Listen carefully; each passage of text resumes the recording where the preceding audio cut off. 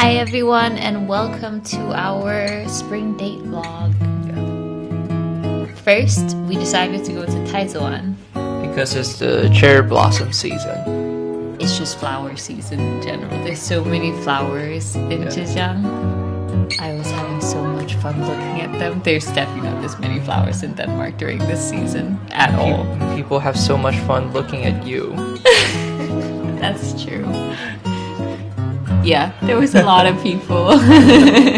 And a lot of people trying to get the perfect spring flower picture. People are being exposed on Xiaohongshu for stepping on the flowers. We didn't do that.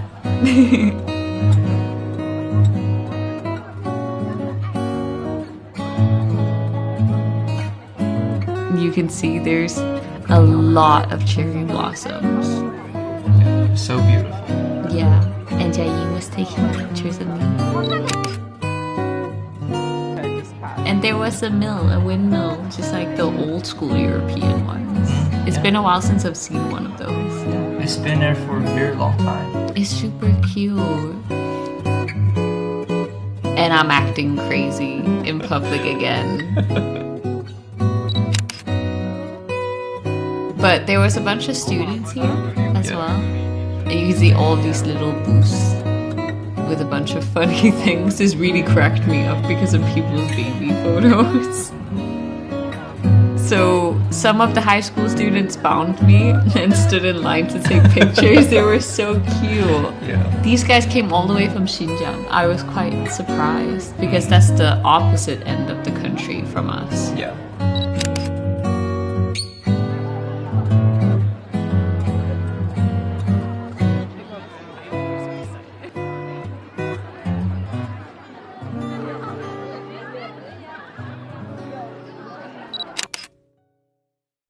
Look at that little girl. Yeah, wearing hanfu. Yeah. She's so cute. Babe. Yeah, me balancing. I am forever a child at heart. Playing around. I couldn't wear closed-toe shoes that day because I'm missing a toenail at the moment because I'm an idiot. Yeah, then we decided to sit by the lake a little bit.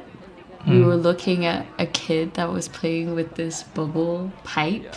And the weather is perfect. Yeah, it was nice and warm. And everyone was just chilling. It was really, really, really nice. And then Jia wanted to go to this, is it a temple? Zhang Cangshui is a very famous person in late Ming Dynasty. Yeah, but it was closed. And then we're walking on the bridge that crosses Shihu because we couldn't really get a taxi where we were. So we had to get on the opposite side. And you can see I'm a little bit cold because we're in the shade and it's quite windy next to Shihu. Yeah, it's right in the middle of Shihu. Yeah. It's on a dam. But it's a very beautiful walk. If you visit Hangzhou, I recommend taking a walk around Shihu. Then we go to the museum. Yeah, the Zhejiang Museum. Mm-hmm. Yeah. And we got that stamp card thing. But we didn't find all the stamps. We failed our mission. But this museum covers more than 10,000 years of Zhejiang history, right? Yeah. So we saw some things from prehistoric humans that lived here. It was so crazy. And I think they had like the oldest painted pottery in this region on display. It was so crazy to me that people were doing I was this. super shocked because the craftsmanship was crazy. 10,000 years ago.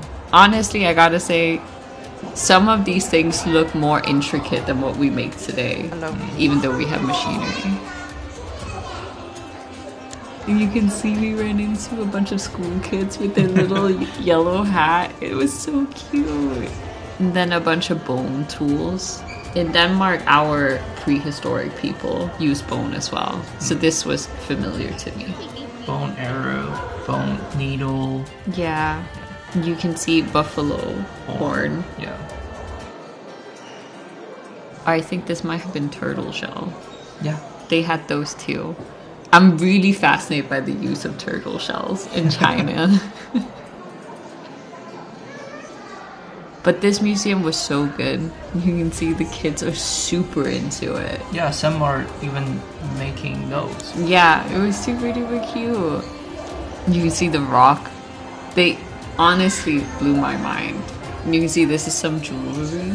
Yeah. So it was very interesting to me to see that Chinese jewelry, traditional jewelry, has stayed pretty much the same for more than 2,000 years. The bracelet, the jade bracelet. Yeah, I want one really badly. Oh, and you can see the characters are a lot similar to the modern characters. Yeah, you said that you can read some of it. And yeah, a bunch of pottery. I'm discussing. It's because my neighbor found a stone axe, so they had one at home. You see this arrow? I thought it was metal. Yeah. It was so crazy. It looked perfect. I sent it to my mom and she couldn't believe that that was stone either.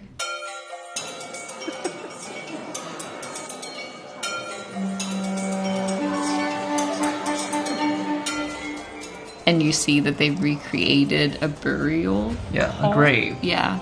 But yeah, there was so much stuff. Pottery has been a huge part of Chinese culture. Yeah. For forever. Yeah. And you see, I think this was probably one of the things that was the hardest to get like a close look at because so many people wanted like a good picture of these swords. Yeah, this is 鱼常剑. I think this is during Warring States. This sword is a copy. Yeah, this is a copy, 越王勾践剑. I think everyone knows. And the real one is in Henan? It's in Hubei Hubei. Museum. And you see little people statues. I really like Chinese traditional clothes, so for me this is always a fun part when I get to look at it. Yeah. In any form, even when it's statue form. Especially because I really want those shoes that flip up. I think they would look so cool when you're wearing hanfu. And you see this pot with all these faces on it. I can't imagine how much time this must have taken for ancient craftsmen. But also how expensive of a product it must have been when you ordered something this intricate. Yeah, and how many people work on one item. Yeah. But also how many times things would fail, because I know even now when you fire clay, some of it breaks. Yeah. Or it doesn't come out the way you wanted it to and you just have to throw it out. And I imagine back then it must have been far more. And then we came across this turtle gravestone. Yeah, this is very Chinese. Yeah, I want one when I die. We've seen it in the main grave. Jay has one job, if I pass away before him, is to get me this as a tombstone. This was so pretty. I really want a set that's this like flower shape bowl. And there was a bunch of mirrors. Mirrors here look so different from the European kind in the same period. Yours looks way more intricate. They're so beautiful, babe. And those little metal statue, I think this is Buddhism. Yeah. This is during the period when China started having more of a cultural exchange. Yeah. With other Asian countries. Yeah, especially India. Yeah. So this was something I was fangirling over. This is the camera that recorded the speech that basically told that the country was a country now. And here we have the first Marxist, like communist announcement translation into Chinese. So badass. I wish I owned that. But then I feel like no single person should probably own it belongs that. to the museum. Yeah. Julie cannot own it. And this is like a minority staff. It belongs to a minority group here. Yeah, 说族.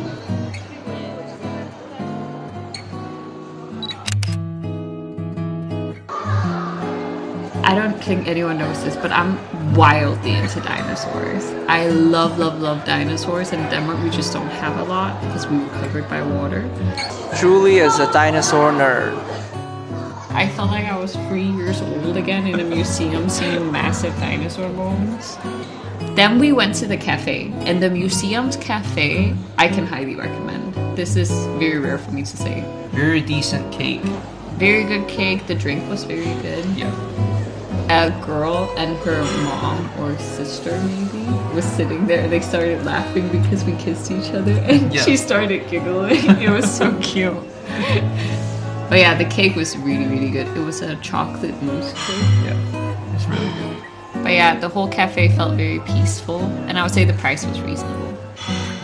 This is the king of 吴越王钱柳. I think people here, everyone knows who that is, because that's I would say the foundation of culture here. I read about this because I have a book that's like Chinese history that I'm trying to get through.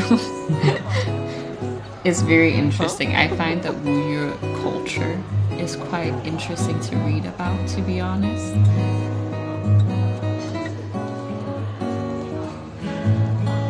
I feel jealous because I'm looking at stone tablet copies and their calligraphy is perfect and I can't even write on paper, and I feel very bitter about it, guys. And then more pottery. You see slowly that glazing your pottery becomes more and more used, and the colors and shapes become more and more, I would say, subtle but very clean. Yeah. I would say I love the beauty standard in Song Dynasty. Of things. Yeah, things are very, very refined. Yeah. And the color. Yeah, you like that cloudy greenish Yeah. blue. We both really love that. And here you see more figurines with all of their clothes on, and I was so fascinated by it. Yeah. And here you see the color we're talking about. So Chinese people are super into astrology, and it is here that it comes from, like all of this zodiac sign, what we use in the West today. So if you're into that, probably do some research into Chinese history. I feel like you'll probably find it super interesting. Yeah, and then we have more to do with Buddha, Buddhism. You can see that they were painted. So that's a very interesting thing that not a lot of Westerners know, is that almost all statues in ancient times were painted. Yeah, exactly. But it's just that the paint got worn off with time. Yeah, like terracotta warriors. Yeah. They're all painted. But also Egyptian. But by the time Cleopatra came around, the paint had already been pretty much worn off, so people copied it into white marble. And then you see what is obviously a Dior design, right? According to Dior, anyway. I'm just joking. This is a Ma Mianxun, but Dior does claim that They designed it. Yeah. Created. Yeah, just 500 years later. You know, that's normal. And those fabrics are amazing. Those are, I think, they're from Ming Dynasty. Yeah. It's so fascinating. And then you see hairpins. I would say hairpin don't change Much at all. Yeah. It's more that they got more intricate. I saw a documentary about that recently. So they started having that hanging down part. But men's belt changed a lot. Yeah. I would prefer this if I wear anything fancy. Yeah, you can see how much effort was put into people's clothes. Yeah. To show your status. But of course, this is noble people's clothes. And then you see more calligraphy. I think this is something that's worth getting into if you're a foreigner here. Like, what is good calligraphy? Yeah. Like, look at the grades so you can understand it a bit more. Yeah, I think foreigners who live in China should slowly build up Taste. Yeah.